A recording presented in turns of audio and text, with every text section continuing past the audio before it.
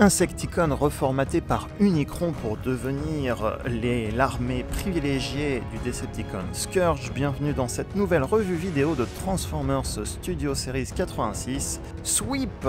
Bienvenue sur TF Toybox, chaîne qui passe en revue les figurines et qui vous informe des nouveautés sur Facebook, Instagram et Twitter. On va passer en revue l'unboxing de la figurine et on va faire surtout une comparaison avec Scourge plus qu'une revue complète. La figurine étant très proche de Scourge et Scourge ayant déjà été passé en revue. N'oubliez pas de laisser un petit pouce positif si cette vidéo vous plaît. Et on est parti avec la revue de Transformers Studio Series Sweep. On retrouve Sweep Voyager Class dans son emballage, sa boîte Studio Series Transformers The Movie. Référence 8610, on a un bel artwork, on a le mode robot bien sûr présenté ici, l'armée sur le côté, un bel artwork ici différent du dessin de Scourge, la référence 8610, le logo Decepticon avec le nom Decepticon Sweep, le nom Transformers The Movie, et les logos Transformers habituels sur le côté. On a sur le dessus encore une fois le logo Transformers The Movie avec la petite fenêtre plastique. Sur le côté, le même artwork, le même dessin en mode portrait avec le numéro 8610 et la mention Voyager Class. Le même dessin encore qui prend toute la taille de la tête aux pieds sur l'autre côté avec le logo 86 et au dos, son mode robot, son mode véhicule, 19 étapes de conversion, inspiré du grand écran, le Decepticon Sweep avec également son fond qu'on va voir tout de suite après. Histoire de les comparer, comparaison avec la boîte de Scourge, le chef des Sweep, et on a bien un dessin différent. Scourge montrait ses griffes alors que Sweep tient son pistolet. Le fond, lui, sera le même, comme on le verra tout de suite après. Il a de belles griffes. On a sur le côté également les portraits du coup qui sont différents. Les dessins sur le côté seront différents. On ouvre la boîte. On a donc notre fond avec Thundercracker, les Insecticons qui sont en train de se faire reformater en Scourge et Sweep. On a nos instructions Decepticon Sweep. Notre fond avec les deux Insecticons Kickback et Shrapnel. Et notre figurine avec ses deux accessoires, le Blast Effect et le fusil. Et voilà ce que ça donne quand on l'enlève de sa bulle plastique au beau milieu du reformatting, avec l'usage de son fusil et de son Blast Effect. Endommagés par la bataille de Stobot City, les Decepticons sont à la dérive dans l'espace et Unicron va reformater les Decepticons déchus. Concernant Thundercracker, il n'y a aucun doute, il sera reformaté en Scourge, le chef des Sweeps. Et deux Insecticons vont donc être reformatés pour suivre Scourge. On le voit ici, il s'agit de Kickback sur le côté gauche de l'écran. Le deuxième Decepticon, Insecticon, à être reformaté est donc Shrapnel, ici présent. Tous deux vont donc être reformatés en une armée de Decepticons. Les Sweep qui, dans le film, n'auront pas de personnalité distincte, et même dans les différents dessins animés qui suivront la saison 3 Transformers Génération 1.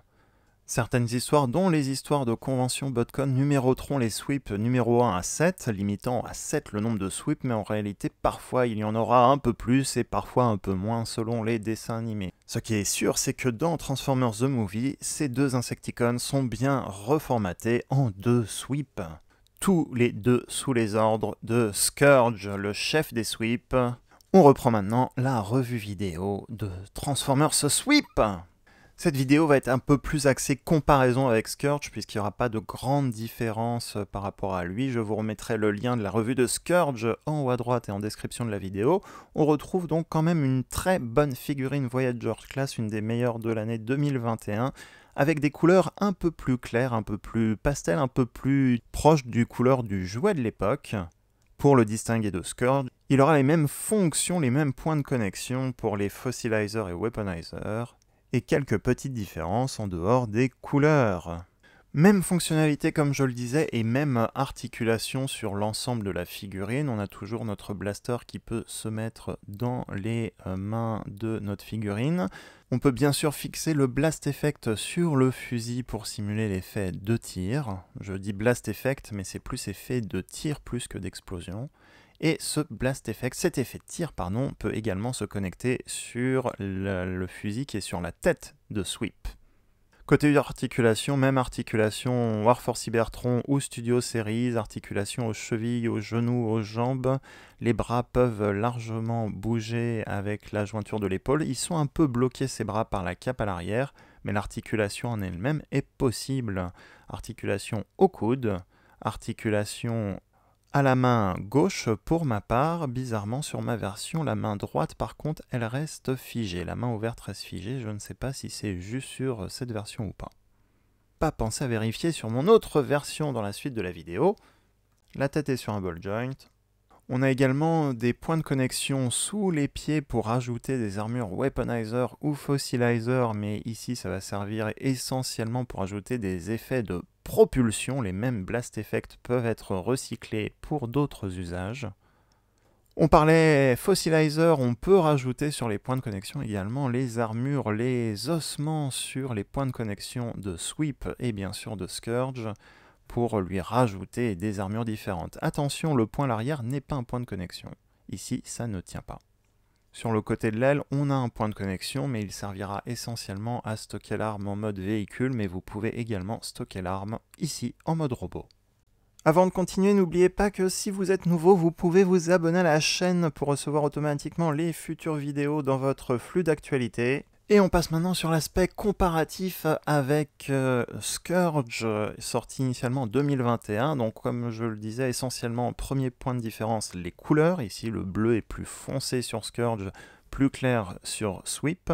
Les armes sont bel et bien identiques. Voici à quoi ressemblent Sweep et Scourge côte à côte. À gauche, un bleu plus plastique, plus brut. À droite, un bleu plus bleu marine plus sombre. Ici, on aura donc deux différences de couleurs pour distinguer le chef et ses soldats. Les deux différences principales sont les mains, puisque Sweep a la main droite ouverte alors que Scourge a la main droite fermée, et Scourge a la main gauche ouverte alors que Sweep a la main gauche fermée. Il y a donc juste en termes de remold, une simple inversion des mains, et comme on le voit, la couleur des mains est quand même très proche, voire identique, ce qui fait que les customizers, ceux qui aiment bricoler leurs figurines, peuvent probablement inverser les mains sans que ça se voit trop. En termes de moulure, le reste du corps est totalement identique, et on a les mêmes têtes des deux côtés. Quelques images également du dos également, toujours des différences de couleur, pas de différence esthétique extérieure. On replace notre armée autour de Scourge, au centre les deux sweeps en extérieur, comparaison de taille avec Rodimus Prime de la gamme Kingdom qui lui aussi était dans le film 86, attention au spoiler. Comparaison avec Bulkhead de la gamme Legacy, comparaison avec Megatron du pack Netflix Kingdom, comparaison avec Lift Ticket Legacy qui était une grande deluxe, et comparaison avec le robot qui fait la tête de Black Zarak, donc Lord Zarak. Pour la transformation, je vous la passe en accéléré, en effet elle est totalement identique à la transformation de Scourge. Je vous invite à revoir la vidéo de Scourge, je vous remettrai le lien en description de la vidéo pour la transformation complète. Et nous voilà donc avec le mode véhicule, le même vaisseau spatial atypique, mode alternatif de Scourge, jet de l'espace. Scourge et Sweep, bien sûr, puisque ce sont les mêmes moules. Je vais confondre souvent le nom, j'ai l'impression. On a donc notre arme qui peut se stocker sur le côté. On a aussi une touche de peinture en plus qu'on verra en dessous par rapport à Scourge ici pour recouvrir le dessous de notre figurine. En soi, là aussi, rien de nouveau, on a le même mode véhicule, on a toujours le point de connexion possible avec le Blast Effect sur les trois canons sur le dessus du jet. Les ports sont également accessibles à l'arrière pour faire un effet de propulsion pour le mode véhicule. À vous de combiner les deux si vous voulez. Une touche de peinture en plus que Sweep a et que Scourge n'a pas, il y a ici ce petit aileron qui est peint au niveau de Sweep et pas de Scourge. Ici on voit le morceau de plastique qui est bleu, mais on a de la peinture bleu clair grise en plus pour mieux dissimuler le dessous du mode alternatif. Et ça c'est une touche plutôt chouette par rapport à Scourge. Je ne vais pas le retransformer pour la démo, mais effectivement, on voyait la partie bleu foncé en dessous de Scourge et le gris sur le côté, le bleu clair gris, alors que ce ne sera pas le cas sur Sweep. Comparaison rapide également avec le Scourge de la gamme Titan's Return, ou plus particulièrement la gamme Legends, la version Takara, et on voit que la version Takara était un hybride un petit peu de Sweep et de Scourge. On a Sweep qui a du bleu clair, et Scourge du bleu foncé. On retrouve les deux couleurs en même temps sur la version Takara. Ils avaient fait un hybride total du bleu clair et du bleu foncé sur la version japonaise. On voit bien sûr que la version Titan's Return est plus petite puisque c'était une Deluxe et pas un Voyager comme ici.